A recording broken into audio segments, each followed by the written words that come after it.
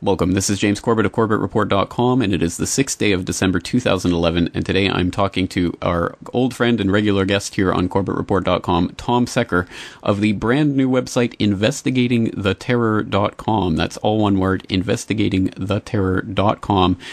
Tom Secker, it's always a pleasure to talk with you. Thank you so much for taking the time to talk with us today.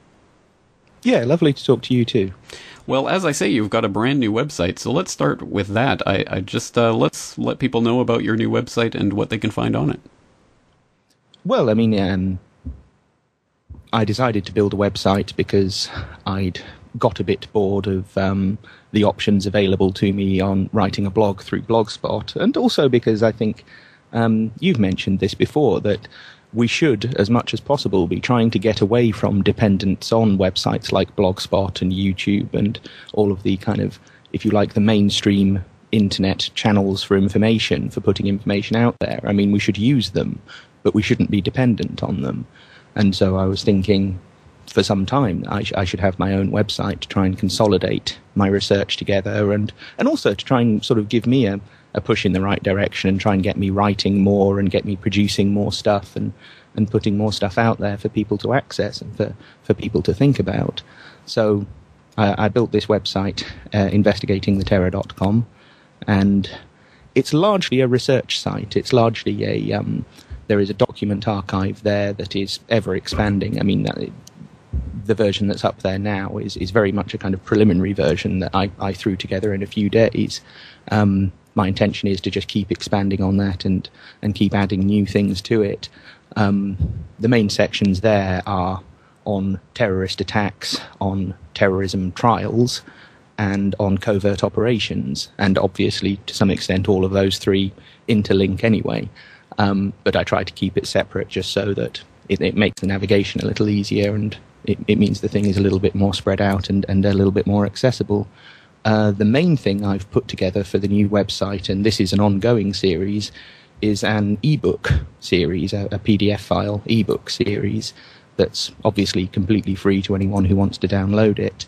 And these will be on particular covert operations that we know that we have a lot of source information on, or particular terrorists or particular terrorist double agents, or things like that. So just rather than having people sort of chase all over the internet trying to find, a document here, a document there, download from this newspaper, download from that website, just to try and consolidate it a bit, and so that if people want, a very solid and comprehensive collection on one of the various themes that I'm putting these books together on, they can just go to the one place and just download that. And it's not just a collection of documents, it's also, excuse me, it also has an introduction that I've written that outlines what I think the significance of each document is, and sort of summarizing the overall story, so that people can find this more accessible, because these themes are very important, but not necessarily that easy to know how to get into them. What's your entry point? What's your access point? And so in some ways my website is simply designed to be that, an access point, so that people can go there, they can take a look at what I've done, and hopefully it will give them some provocation and give them some foundation for doing their own investigations and their own research. Well, I trust that it will, and I've only really begun to browse through the document section and some of the resources that are available there, but I must say I'm almost unreasonably happy that you did this, because I think it is a much nicer website to navigate through than the old one. So I'm very much looking forward to using this as a resource in the future with all of these great documents. And I noticed that you have a Vimeo channel, perhaps a brand new one, with some things that you don't have on your YouTube channel, so I'm glad to see that as well. Yeah, I put together the Vimeo channel as a kind of... my YouTube channel I basically set up for putting my 7/7 films on, and also for uploading, slowly and steadily over time, uploading this kind of vast collection of clips, of news clips and other footage that I have to do with 7/7, that obviously I used as the source material for my documentaries. And so I thought I could do with another video channel, another video resource that I can put some of the stuff that's more peripheral to 7/7, or simply has nothing to do with 7/7, because obviously I'm interested in terrorism beyond that one attack and that one story. And I thought I'll put up some of my collection of documentaries that, for the most part, aren't readily available online. I thought I would put them all up there, and so that people, again, would have a place where they can just go and sort of browse through a selection of different films on different topics related to spies and related to intelligence services and terrorism and state sponsorship and all the rest, and sort of, pick out something that takes their fancy. And again, hopefully it will make it a bit more accessible and make it a bit more easy for people to do something with this. Well, I certainly think it will do just that. So once again, I hope people will go to investigatingtheterror.com. And on the note, obviously, of terror investigations and expanding out from our previous conversations, which have focused quite heavily on 7/7 and some of the characters in that scenario that played out.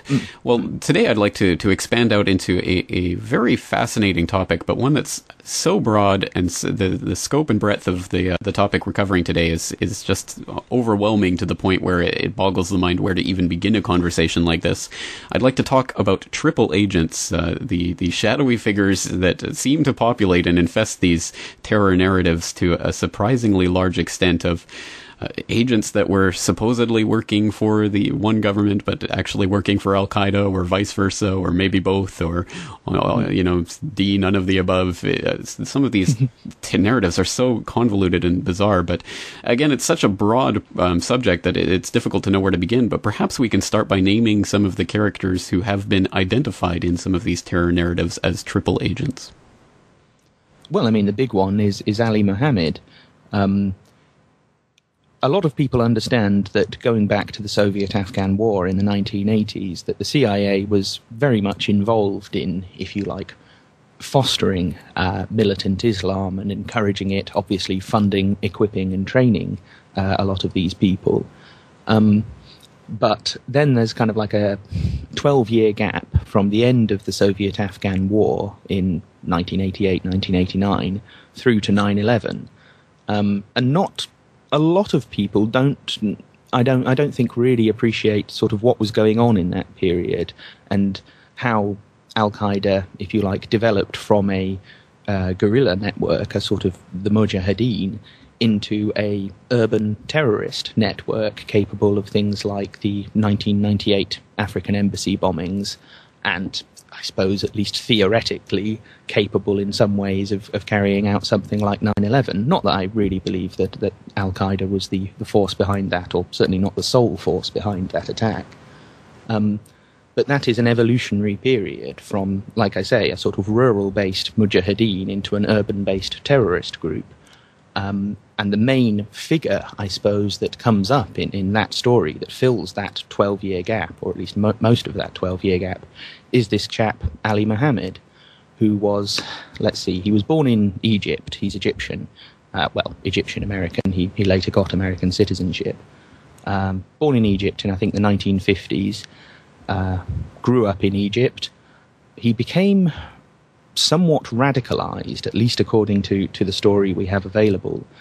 When he was a teenager, he was off with his uncle in the Sinai Peninsula, herding sheep and goats. And some of the animals sort of wandered across the border into Israel, and there was a kind of set-to with the Israeli border security forces, and apparently his uncle ended up sort of being abducted by these Israeli security forces and had his feet scalded with boiling water.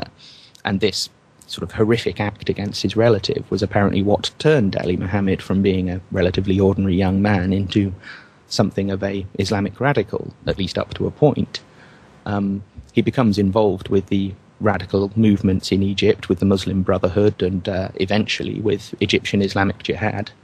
He also joins, and this is a little strange, he joins the Egyptian army, and he does very well. I mean, the guy was obviously a good physical specimen. He was obviously a very intelligent man as well, and he rose up the ranks in the Egyptian army. I can't quite remember what he ended up being ranked as, but simultaneously, as he was becoming more involved with these Islamic radical movements in Egypt in the late 70s, he was rising up the ranks of the Egyptian army. Then in, I think it was 1981, the Egyptian president, Anwar Sadat, was assassinated by members of the same army unit that Ali Mohammed was connected to. They just during a military parade, a unit of that was in the parade just sort of broke off and sprayed the grandstand with machine gun fire and killed Anwar Sadat. But this doesn't seem to have had anything to do with Ali Mohammed, because at that point he was actually he was in the United States. He was on a sort of officer exchange program at Fort Bragg in the United States, where they train the US Special Forces. They train the Green Berets and the Delta Force and all of that. But as students of Egyptian history, recent Egyptian history, will be aware, after the Sadat assassination, there was this big crackdown in Egypt on Islamic movements, particularly what you would call Islamic radical movements, the ones that are both politicized and militant, I suppose. So one of the things that happens here is that the blind sheikh, Omar Abdel Rahman, is thrown in prison. So is Ayman Zawahiri. And to our knowledge, they are both subjected to torture. That's probably not a particularly controversial issue. I mean, the Egyptian Secret Service are quite renowned for using torture, so it's highly likely that what they were saying is true. Among the other things they do is they also kick Ali Mohammed. They kick him out of the army, the Egyptian army, for being a radical, for being involved with the Muslim Brotherhood and being involved with that whole movement. So this is in 1982, 1983. He, for about a year and a half, he works for an Egyptian airline, works a security job for an Egyptian airline. Then it starts to get a little bit strange, because he leaves the airline and apparently walks into the United States Embassy in Cairo and asks to talk to the local CIA man, the local sort of CIA boss for that embassy, and offers his services to the CIA. They accept him, they sort of recruit him as a spy, they send him off to Germany, I think to Hamburg, and they tell him they want him to infiltrate this mosque that they think is linked to Hezbollah, and they send him in there. He, again, this is according to newspaper reports and things, we don't have any primary source on this information, but he goes to this mosque in Hamburg, sort of undercover, turns up there and tells them that he's working for the CIA. He tells them that he's a spy. The agency apparently had another mole within that mosque, so this story gets back to them, and they decide that Ali Mohammed cannot be trusted, so they supposedly sack him. But shortly after they supposedly sack him, he comes to the United States on a visa that we can only assume was ultimately issued by the CIA. Because normally, if someone's been kicked out of, someone you know about, and they've been kicked out of the Egyptian army for being an Islamic radical, you wouldn't normally give them a United States visa unless you had some other purpose in mind for them, unless you had some other thing in mind for them. So he comes to the United States. Year or two down the line, he joins the US Army. He, again, rises the ranks a bit. He ends up being posted back to Fort Bragg. So you have this supposed, in broad terms, this supposed terrorist working for the US military at their specialized training base where they train their counter-terrorism special forces. What are the odds of that happening? Of all the places that Ali Mohammed could have been posted to in the whole of the United States military network, they post him to the very place that I suppose a terrorist would least want to be, In any case, almost everyone who knew him at Fort Bragg, thought he was CIA. They all thought he was a spook. And they said so. They said so in court testimony. They've said so in interviews repeatedly. They all thought, continuing beyond his alleged brief flirtation with the CIA back in the mid-1980s, they thought his relationship was continuing. So he serves in the US military up until 1989. He then leaves, but he's still in the US Army Reserve for another, I think it's 5 years. In that period, that's at the end of the Soviet-Afghan War, in that period he becomes heavily involved with the Blind Sheikh, Omar Abdel Rahman, with the Blind Sheikhs group up in New York that are ultimately responsible for several acts of violence, including it seems, the 1993 World Trade Center bombing. And Ali's role there is to train most of these people. Most of these people who were responsible for these terrorist attacks were trained by Ali Mohammed. In fact, I think almost all of them. I'm struggling to think of one that didn't receive training from Ali Mohammed. So it seems he played a kind of key role in enabling and militarizing that group around the blind sheikh so that they would be capable of carrying out strategic acts of political violence, acts of terrorism. He then joins the FBI, I think, shortly after the World Trade Center bombing in February 1993. He becomes an FBI informant, but not a counter-terrorism informant, just an ordinary criminal informant. He was reporting on drugs gangs and things like that. And he meets with the FBI several times throughout the 1990s. He also carries out surveillance and provides training for the embassy bombings plot in August 1998, and is in some respects the kind of mastermind of that plot. And about a month after those bombings, he is finally arrested in September 1998 and has been, as far as we know, has been in custody ever since. But the problem is he pleaded guilty towards the end of the year 2000, I think it was, but he has never been publicly sentenced. His lawyers won't talk about the case, and he himself we have absolutely no access to in terms of trying to interview this guy or trying to find him, because he doesn't even turn up on the website for locating prisoners in US custody.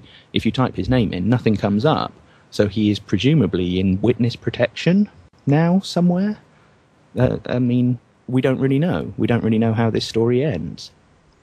No, and in fact, I believe the last word that I know of is apparently his wife, Linda Sanchez, said in 2006 that she's not allowed to talk about his case because he hasn't been sentenced yet. He's just vanished into thin air, as she put it, which is highly bizarre, one might say.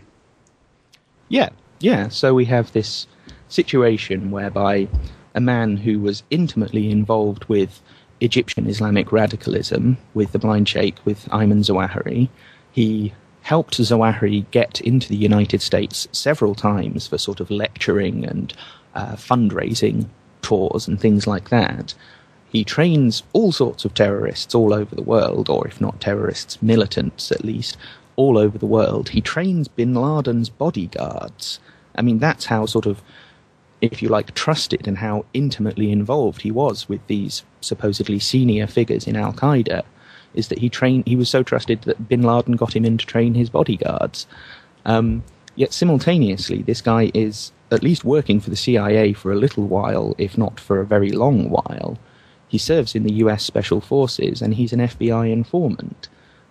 So he is what you would call a triple agent. He is not just someone who is a double agent working for one spying agency and one target of that spying agency, whether it be a foreign state or terrorist group or whatever, but he is actually working for several different spying agencies, sometimes with some overlap, sometimes simultaneously, while also working for the terrorist group that should have been the main sort of target for those spying agencies. So exactly what his relationship was with any of these entities is a bit of a difficult one to nail down. Exactly right, and I think the story is, I mean, there's just so many different aspects of this story that is just mind-boggling in so many ways, but I think it does serve to sort of paint the picture of the triple agent as this figure that seems to have this blessed life where they can waltz in and out of situations and seem to get away with all sorts of things that obviously you and I would never be able to get away with. And one of the stories about Mohammed that I found particularly interesting was the story of him meeting his wife. Perhaps you can share that with people. Yes. Well, on his way from Egypt to America in, I think it's 1985, on this apparently CIA-sponsored visa, he meets an American woman on the plane, Linda Sanchez, who is a few years older than he is. And they get chatting, as you do, sat on a plane, long plane across the Atlantic. He apparently charms her. she sort of she makes a comment about Anwar Sadat and says, "Oh, it was a pity that he was killed. It was a shame." And Ali apparently sort of smiles at her and said, "Well, you probably only hear the good things about him. He was actually, very repressive." Ali, I think, very much was in favour of the Sadat assassination. I don't think he had anything physically to do with it, but he certainly seems to have supported it, been in favour of it. So he meets this woman, and it's very difficult to say exactly what the truth in this situation is, but in any case, when they get to America, they get together, and several weeks later they get married at a drive-through wedding chapel, one of those glorious things that they have on that side of America, over near California and Nevada and that kind of thing. And they are married, and they, remain married. They've never, to anyone's knowledge, been divorced or separated at any point. They remain married to this day. So that's, over 20 years. And, if you read the chapter in Peter Lance's book, Triple Cross, which is probably the book on Ali Mohammed really to read, as much as I'm kind of sceptical about certain parts of what Lance has to say, he has put together a pretty comprehensive book there, and it's certainly worth reading. He interviewed Linda Sanchez in 2006, and as you say, she said, Ali still hasn't been sentenced. There isn't really much I can say about this because the case isn't really over yet. But she also made comments about how he'd done a lot of things for this country. He'd done a lot of things for the United States, and that hopefully one day we'd hear all about these things, and that we'd actually know the kind of full story of Ali Mohammed's life and his relationship with the US government. So she can be added to the list of people, along with everyone at Fort Bragg and several of Ali Mohammed's friends in California, who thought that he was working for the US government, and thought he was working for the US government for a much longer period and in a much deeper way than this story about his brief flirtation with the CIA would suggest. There is another angle to look at this, and that's that actually several members of Al-Qaeda also thought that Ali Mohammed was working for the CIA, and they did things like they refused to tell him their travel plans, and they refused to tell him their real names, because they distrusted him, and they thought that he was working for the Americans. So it seems that pretty much everyone who knew Ali Mohammed in the period 1985 to, say, 1998, pretty much everyone who knew him thought he was working for the CIA all along. That's obviously not definitive proof, but I think it makes a strong case. So, spinning off from this story, this fantastic story of this man and all of the things he was able to accomplish, what does this really imply about what a triple agent is and how they function, if we can really get anything out of this story? I mean, how much of it do we actually know, and how much of it is still to be written, I suppose, by future scholars? But what can we actually say about what this means in terms of the CIA recruiting these people with this checkered past, shall we say? Well, I think it demonstrates that, firstly, the CIA certainly does this. The CIA certainly has a hand in an awful lot of different terrorist networks and terrorist groups and plots, and obviously even in actual attacks. And not just the CIA. I mean, there is this, al-Qaeda name that it's a kind of useful shorthand. I tend not to use it for various reasons. Firstly, I think it is a useful shorthand, but it's a bit of a simplification, because we aren't just talking about, say, the terrorist equivalent of a CIA front company. They're a little bit more unruly than that. When you go around sponsoring terrorists, you are playing with fire to some extent. You can't necessarily control what they're going to do.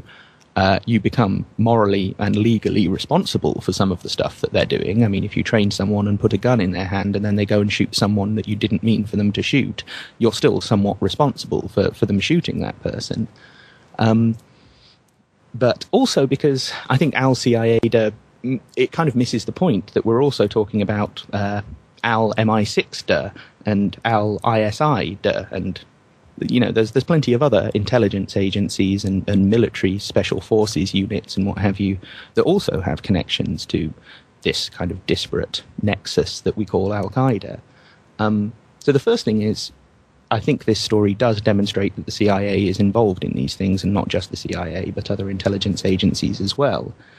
It also demonstrates that there must be a degree of unwitting duping and the setting up of patsies and the setting up of, I mean, what do you call someone who isn't a patsy because they have actually done something, but they've nonetheless been set up and provoked into doing it?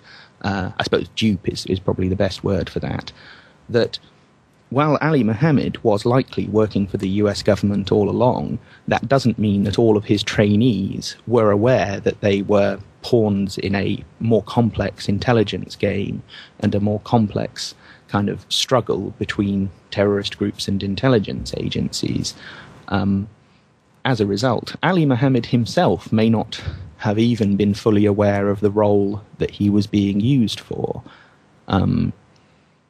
It's difficult to say because we have so little primary information on Ali himself. We have the odd affidavit here, the odd court transcript there, but it's piecemeal stuff that's difficult to kind of fit together in any kind of comprehensive narrative.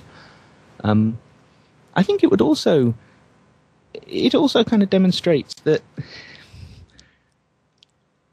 it's a false opposition, I suppose, that this notion of intelligence agencies fighting a war on terror against terrorist groups it's creating a binary opposition between intelligence agencies and terrorists that, on closer examination, and not just the Ali Mohammed case, on closer examination, that binary opposition just doesn't stand up.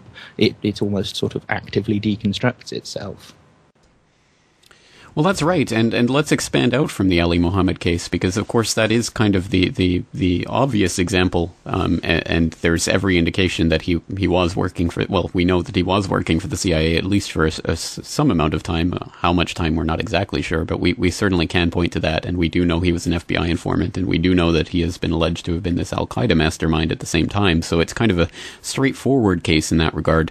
But there are many other characters in these terror narratives who have similar murky pasts and murky connections that often we don't get to know conclusively whether they were working or not working for this or that agency, but several of them come to my mind. How about some of the other characters that we can point to in this regard?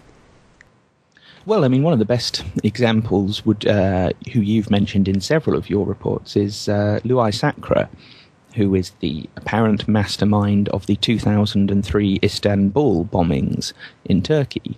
You may remember this, where I think they were suicide truck bombings against the British Embassy and an HSBC bank and several other targets as well. And these were, these were very bloody attacks. And for what it's worth, they killed an awful lot of Muslims in these attacks. So to kind of call them acts of Islamic terrorism is perhaps a misnomer. But in any case, the convicted mastermind of these attacks is this chap called Luay Sakra, who is was he born in Syria to Turkish parents, or was he born in Turkey to Syrian parents? In any case, he was knocking around the sort of Islamic radicalist circuit in Eastern Europe for several years beforehand. He did actually run, you covered this in your film, Al-Qaeda Doesn't Exist, the MAK, the Maktab al-Khidamat, the services office for the Mujahideen that was set up by Bin Laden and Abdullah Azzam back in the 80s. And this is a sort of network of fundraising and recruitment that largely functions through mosques, but also functioned through bureaus, through actual office buildings and what have you. And it's expanded from the Pakistan-Afghanistan thing, and they throughout the 1990s, they sort of sprung up all over the world. And one of the branches of this was in Bosnia, and this was used as a kind of funnel for equipment and recruits and money and what have you to fight for the Bosnian Mujahideen, which were in many respects just a kind of replication of the Afghan Mujahideen, in as much as a lot of the people are the same people, and they were also being covertly sponsored by Western military intelligence. But the local MAK office in Bosnia was being run by this guy, Louis Sacre. He apparently trained several of the alleged 9/11 hijackers in 99, 2000, something like that.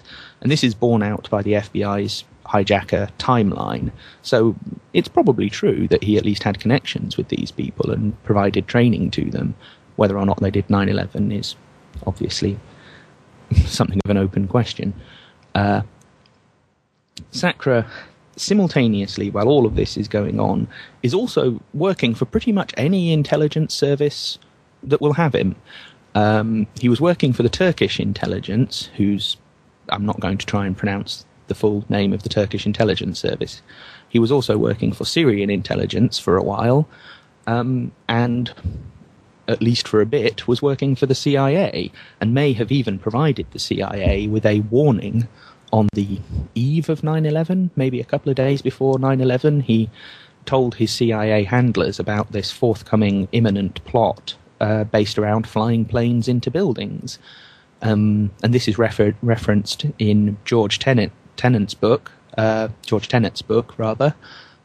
who's, I can't remember the name of his book off the top of my head, but he makes a reference to this, Eastern European source giving them this very late on warning about an attack involving planes into buildings.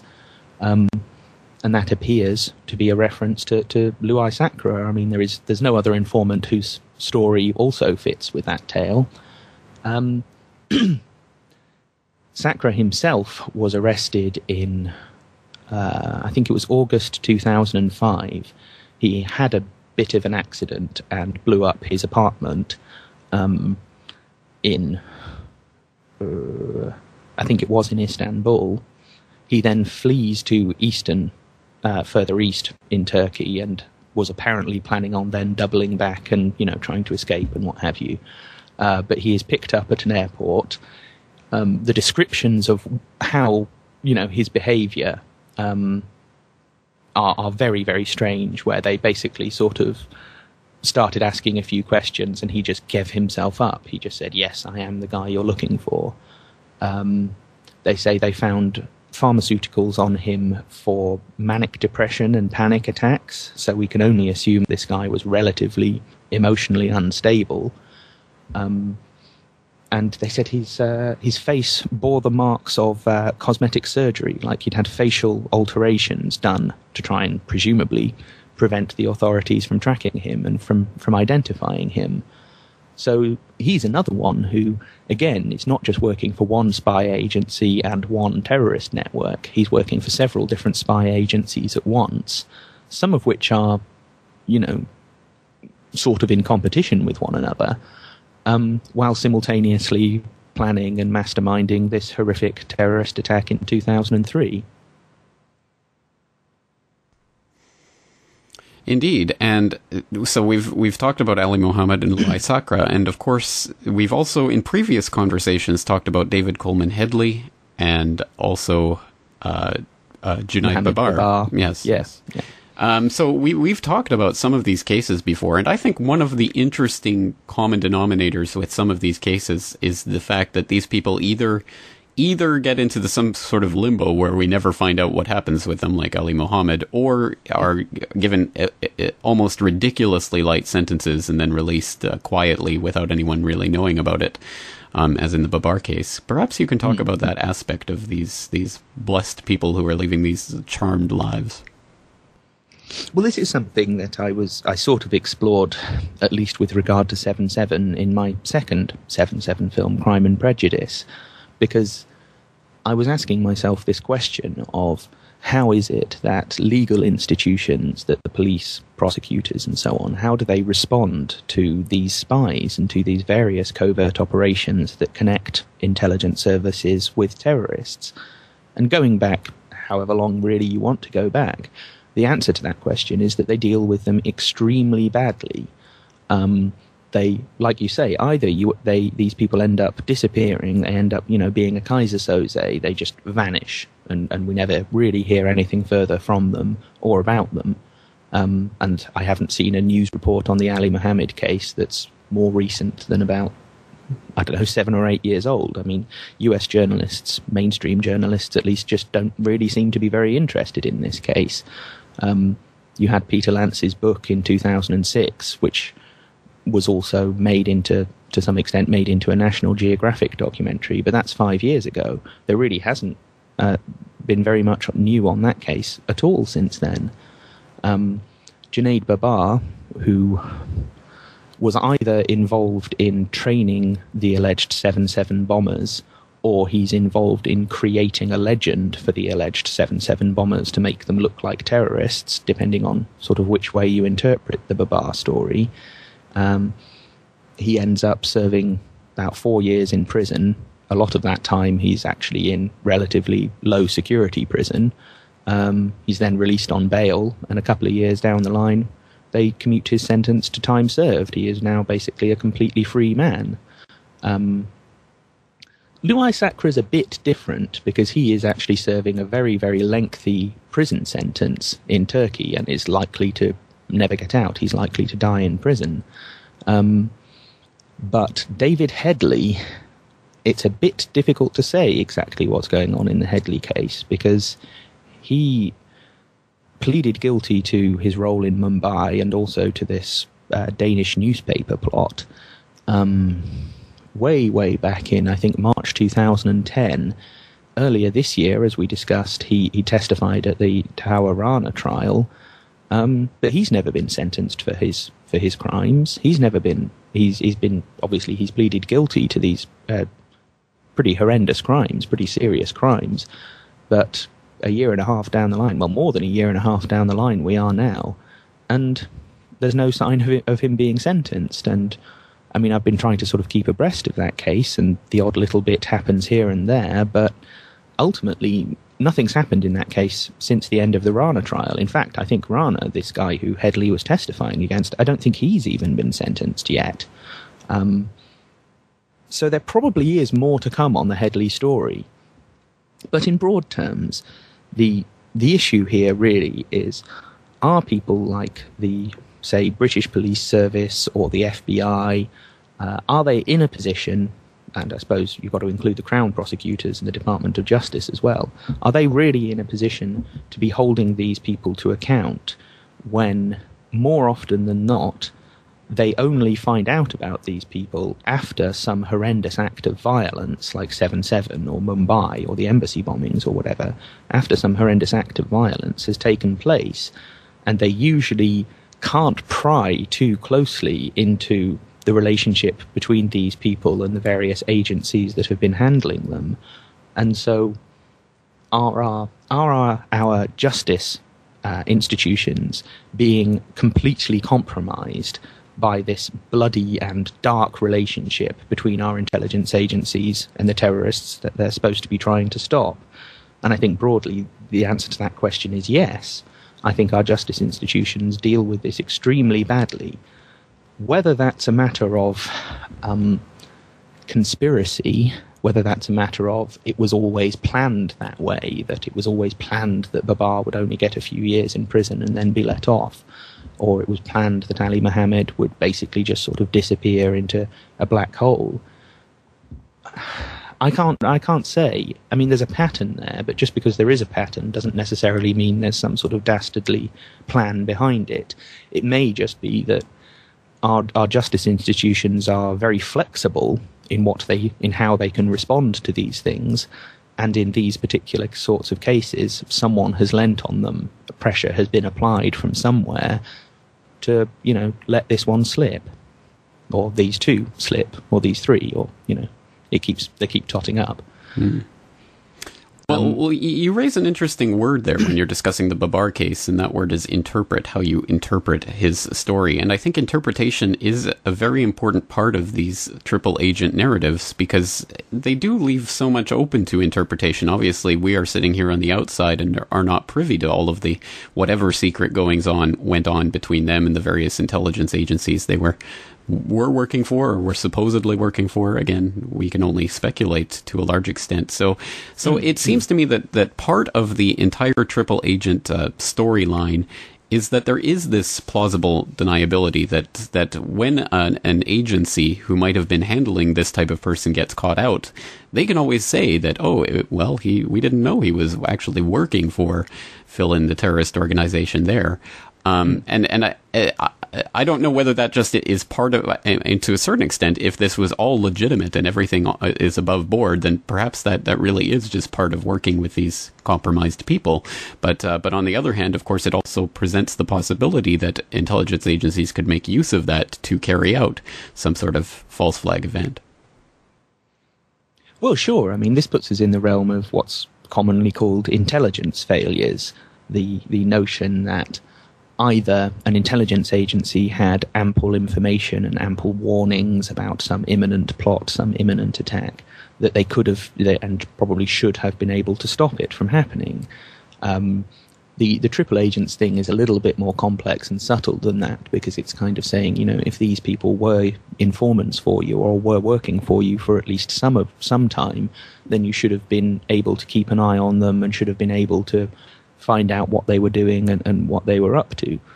But the problem with all of that is that the whole kind of question is perhaps being phrased in the wrong way, because it assumes that the purpose of these intelligence agencies is actually to stop the attacks, whereas in many cases, as we know, they either seem to be letting them happen or seem to be making them happen, in usually using proxies and some degree of compartmentalization and some degrees of separation. And like you say, plausible deniability is created through these things.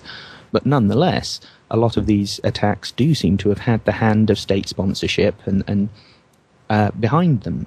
So I think the whole question of intelligence failures, and even the phrase intelligence failures, to me it's kind of doublespeak or newspeak, that what they are telling you by phrasing all the questions in the way of, did we fail to stop it? Did we fail to prevent it?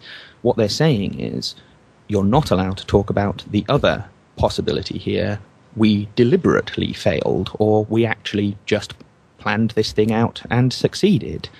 And after every single major terrorist attack of, I don't know, probably the last 30 years or so, at least the ones that I've looked into, there has been this allegation. There has been this, what did the intelligence agencies know and when did they know it? But as I sort of stuck there in my second 7/7 film, I think the more apt question is, what the hell were the intelligence agencies up to and why were they doing it?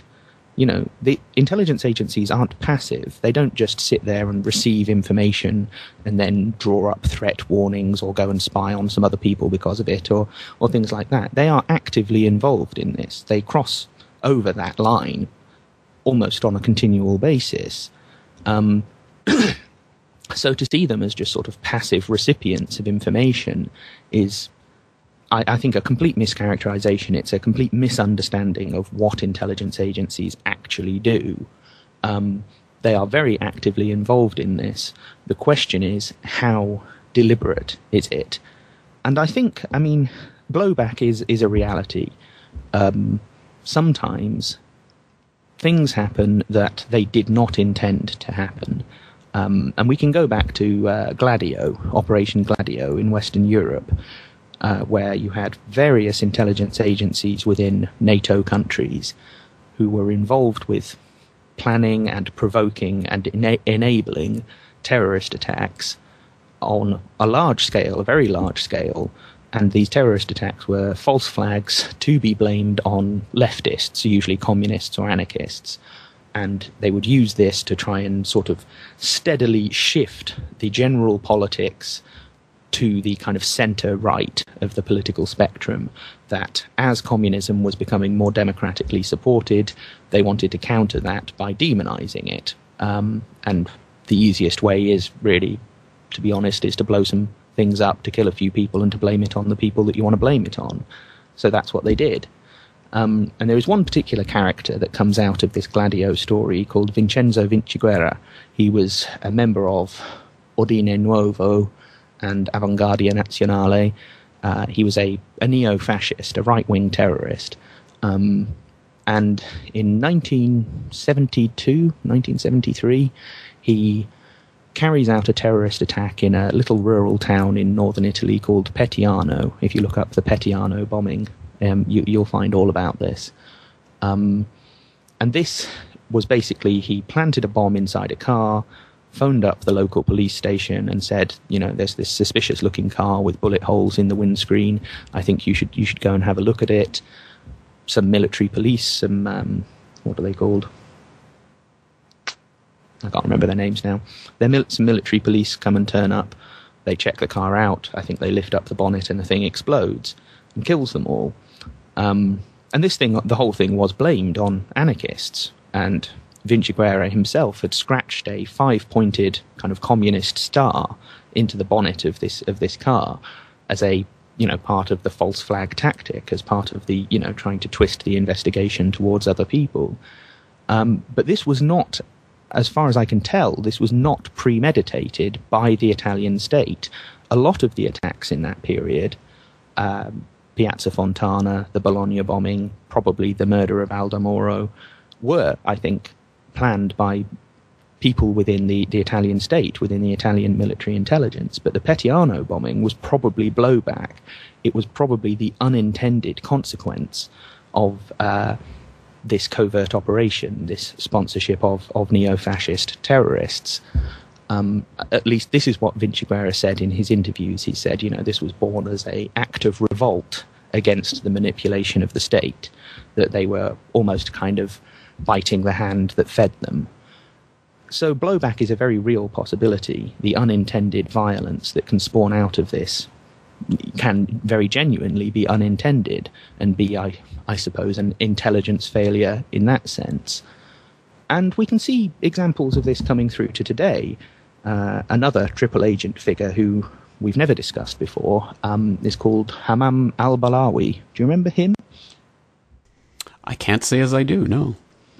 He's the guy who blew himself up at that CIA base in Afghanistan a couple of years back and killed, I don't know, half a dozen CIA agents and a couple of Blackwater employees who were certainly not there working for the CIA. Obviously, they were there working for the CIA. And he was an informant for the CIA, and he was also an informant for the Jordanian, for Jordan's, I think they're the General Intelligence Directorate, who are one of various Middle Eastern intelligence directorates that were set up by MI6 and the CIA. So, again, we've got this situation of him working for multiple intelligence agencies and simultaneously being a terrorist. And he used this access that he had to get into this CIA base in Afghanistan, apparently blow himself up, kill several people. And that, I think, I've never come across anything in looking into that case that suggests that something else happened there. I think that story is probably true, even though it is the official story, and obviously I'm always sceptical of the official story. I think in that case it probably is actually true, and in that individual case, that probably is blowback. That probably was unintended. I don't think that the CIA deliberately killed their own people. I mean, anything's possible. I'm not saying that the CIA wouldn't do that. I'm just saying that I don't think they did in that particular case. So this whole notion of intelligence failures, it's one that needs more examination.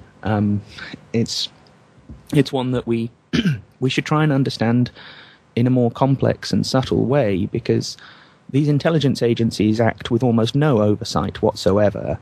And because they tend to lie about anything and everything that they can lie about, there's not an awful lot of trust for them, quite rightly.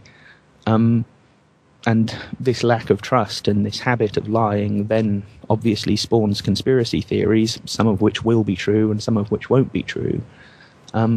So I think we need to interrogate, it's that word again, I think we need to interrogate this notion of intelligence failures a lot more closely and look at the implications of this, because what normally comes out of this dialogue is that a terrorist attack happens, there are allegations of intelligence failures, but all that really serves to do is reinforce the official story and makes the only question, why didn't you stop these people, rather than were these people actually responsible for this?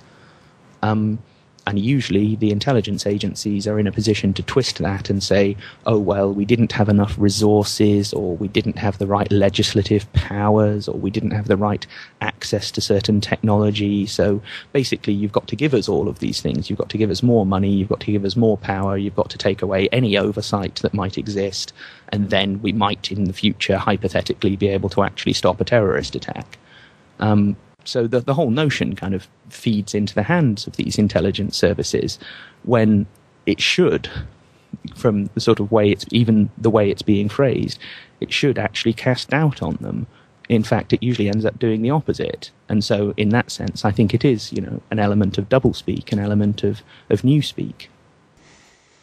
Well, you raise an interesting point, and that's that I think the idea of intelligence agencies that's put forward in the popular imagination is of these agencies that are fundamentally defensive in nature, that they're trying to defend from terrorist attacks or, disrupt attacks from other countries or things of that nature. And to the extent that spying and other types of intrusive activities go on, it's only in that defensive role. But of course, we know from historical fact that, of course, intelligence agencies are used in offensive roles and have been since their inception. And we can look back to even, of course, the overthrow of Mossadegh in '53 and other such operations right from the birth of the CIA. That point to the fact that they're often used, if not primarily used, for an offensive purposes, in basically as an extension of military might, and as one would expect. But of course, we still think of, or we're still presented with the idea that these are fundamentally defensive agencies. So how does the fact that these are agencies are often used for offensive purposes complicate the notion that they would like to put forward, that these triple agents are necessary and we must work with these terrorists because we have to prevent the attacks? Sorry, what's the question that you're asking? The question is, let me put it this way. They are trying to put forward the narrative that they must work with these terrorists in order to gain the upper hand in this war because they're trying to protect the nation. But if we know that they are in fact more often than not, or I don't know if we can say that, but quite often actually trying to bring spectacular terrorist attacks and things about, of course, in other countries, never in our own, but they are trying to cause disruption in other countries as part of the extension of military might, then how does that complicate that excuse that they use for working with these terrorists? Well, it goes back to what I was saying before about trying to establish their intent. And this is a very difficult thing to do because we know so little about intelligence agencies. I mean, we do have documents on, the Mossadegh operation or the Guatemala operation or the Bay of Pigs or whatever, we would like to point to as an example of intelligence agencies sponsoring terrorism.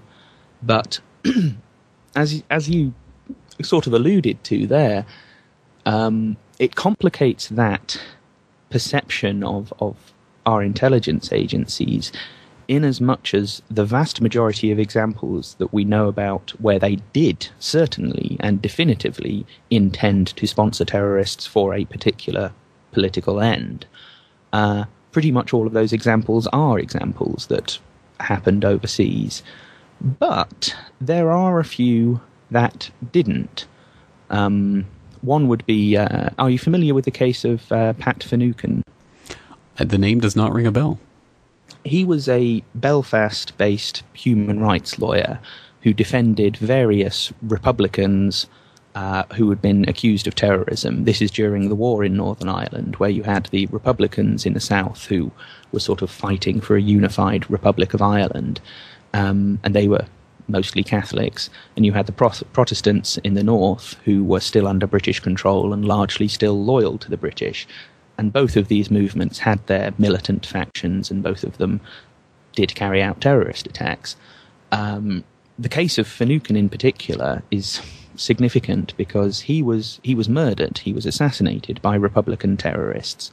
They basically tracked him down, burst into his home, and shot him in front of his family. I mean, this was, it's a horrible, horrible act of violence that they carried out there.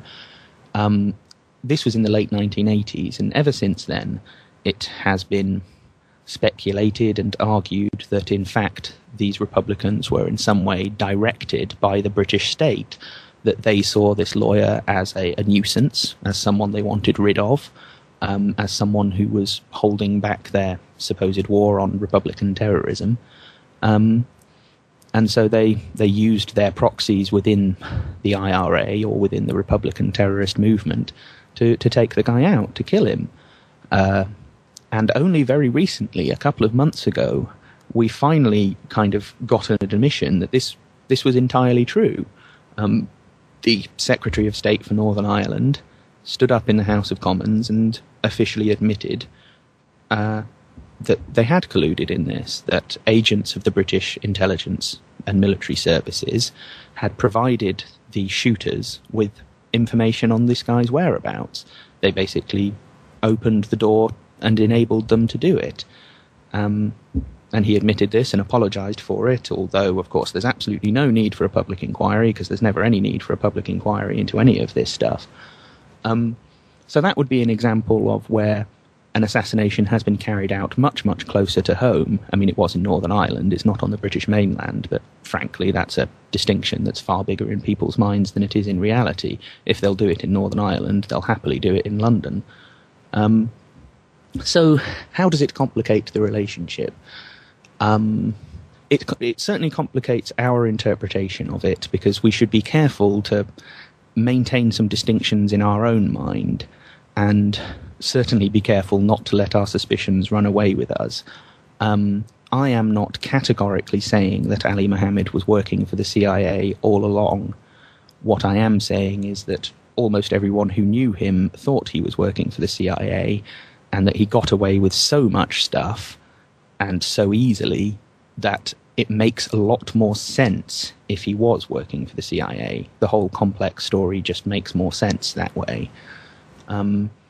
So what I think is that we in particular should be careful not to get carried away with this, and to examine the cases, and where possible examine the legal proceedings, because it's in the legal proceedings that we usually get the strongest clues as to what's actually happened and when, and therefore to some extent why. Well, that's an important point. In fact, that was going to be my next question, because coming back to the Ali Mohammed story, for example, it's such a complicated story, and our perception and interpretation of that story depends so much on how much information about that story we have access to and the quality of that information, that it does raise the question of how do we begin researching topics like these, and what kinds of sources can people turn to if they don't have the time or the ability or the energy to go and research all of the primary source documents for themselves? Are there any people out there or any resources that you would recommend for people? I mean, for example, in the Mohammed story, you point to Peter Lance's Triple Cross as being one of the definitive works on the subject, but yet you say you have reservations about what he's written. It raises the question, what kinds of sources can people, if not trust, at least reliably use as a resource in this type of investigation? Well, I think people can reliably use Peter Lance's book to get a kind of broad overview and narrative of the Ali Mohammed story. My reservations are that Peter Lance very much tries to present this as a case of failures by the FBI in connecting the dots, and failures of prosecutors, particularly Patrick Fitzgerald, in prosecuting Ali Mohammed. It's that part of the story, for reasons that we've just discussed, that part of the story I have so many problems with and have so many doubts about. But I think there probably isn't really a shortcut way of doing this, or at least the best shortcut way of getting into this stuff is probably actually to go on the History Commons website, where they have numerous timelines related to various of these characters and these attacks and these different events, because their stuff is all open source. It's all either taken from books or newspaper reports or government documents or whatever. It's all stuff that you can trace back to a relatively authentic, or at least known, source of information. And they're good summaries. They do give you kind of the whole story in a relatively digestible, relatively accessible format. So yeah, the History Commons website would be one. But also it's just, I mean, the way I've done it, because I've been looking into these figures for years and years, is just to sort of compile it slowly and carefully. Not just so that I don't let my imagination and my suspicions run away with me, but also just because the sad truth is to get any kind of strong handle on what could be going on here, you have to be patient. And so that means reading books, listening to the enemy, as you would put it, reading books written by people who we don't necessarily trust. We don't necessarily trust their analysis or their conclusions. But if they've written a good book that's actually well-sourced, and from that book we can, go and find some of these sources and read them for ourselves, then the book is worth reading. Likewise, just because a documentary is made by PBS Frontline or is made by National Geographic doesn't mean that there's nothing in there of value. It just probably means they're going to shy away from the really hard questions. So what you're most likely to get from watching those things is some good background and a sort of decent telling of the basics of the story. And that's important. You've got to get the kind of the fundamentals of the story straight in your mind. What happened in what order, before you can start then trying to ask the questions, well, why did this particular thing happen then? And what was really at play here? So sorry if that's a bit of a disappointing answer, but I do think people need to be patient and need to sort of embrace all the sources available to them. I was afraid you'd say that.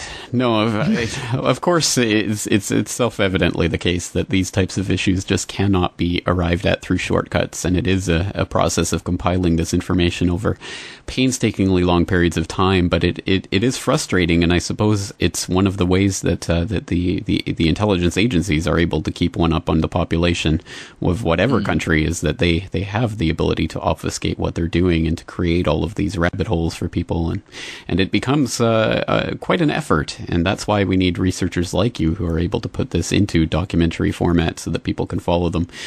Speaking of your Vimeo account, I noticed that you have, for example, something called BBC Time Watch. You have something called The Age of Terror. I'm not even sure what these are. I haven't perused them yet, but perhaps you can tell us about these sources. Well, these are BBC documentaries. The Age of Terror series is it's a few years old now, but it's basically it's one of their main sort of security and terrorism journalists going through a period from mid-1970s through to pretty much the present day, looking at basically the history of the development of terrorism.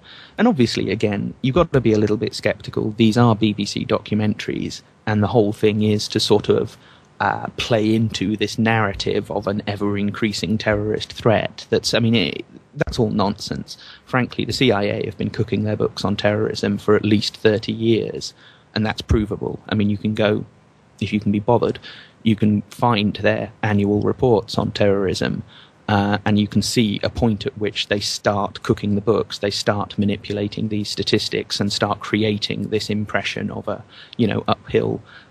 uphill trend in the terrorist threat that is sort of nowadays, that's very much part of the public discourse on terrorism. But nonetheless, there is a lot of very interesting stuff and a lot of very interesting interviews and material in these documentaries. And I just think, it's good to start in some ways from a conventional historical point of view, start by using mainstream sources, knowing full well that they won't ask the questions that you really want to have answered, and just sort of see where you can go with them, because you never know what little nugget of information you might find in a BBC documentary that 2 or 3 years later just makes something else click into place, and suddenly you go, that's the connection, and therefore the question should be rephrased in that sort of a way.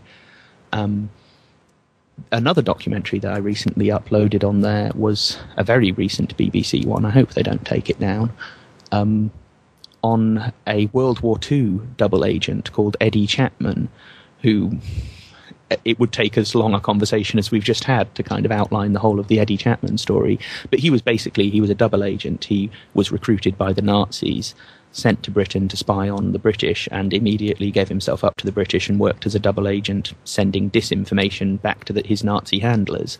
But he was also an extremely adventurous man, let's say. He was He loved danger. He loved the excitement of it all. And this documentary in particular is perhaps not all that illuminating, but it's certainly very entertaining. They actually found some video footage in the BBC's cellars of an interview they'd done with Chapman in the 1990s, shortly before he died. And he's a very entertaining, he's exactly how you would imagine a World War II double agent to be. So it's certainly worth watching if you want to learn a bit about World War II intelligence, and if you fancy a bit of a laugh at something that is ultimately a lot more trivial than the question of who was masterminding these terrorist attacks.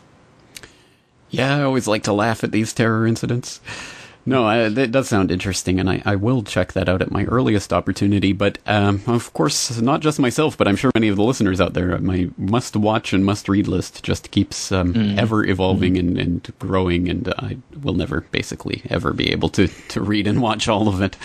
Just not enough time in a lifetime, I suppose. Well, I guess there's no easy way to wrap up a conversation like this, just as there's no easy way to broach the conversation itself, because there is just so much to cover, and we can only just skim across the surface and go over some of the broad outlines of this. But a fascinating topic, and one that I'm sure can return to many times in the future on specific cases. But once again, I would like to wholeheartedly recommend investigatingtheterror.com as a source that people can go to start perusing, and as you say, it's an evolving source, and you're adding to it all the time. So the document archive and the ebook series, which I have not checked out myself yet, but I'm very interested in doing so. So I'm very much looking forward to that. So you're obviously working on the website right now. Is there any other documentary projects or anything coming along at the moment? There is. I have. I'm putting together what will probably be my last video on 7/7, unless something radically changes in the future. And this is a much, much shorter. It's probably actually only going to be 7 minutes long. And this is just a kind of brief, punchy kind of introduction to the whole cause and issue of 7/7 Truth. And if you like, a sort of advert for the cause of 7/7 Truth. Because I appreciate that, I've made 2 documentaries. One was over 2 hours and one was a little under 2 hours. They may not be the most accessible for people, and it may be difficult for people to watch those and really get a handle on quite where this is all going and where all this has been already. So I thought I'd make a nice short video that just kind of outlined the key points in a straightforward way that even someone who is unfamiliar with all of this would be able to get and would be able to find useful.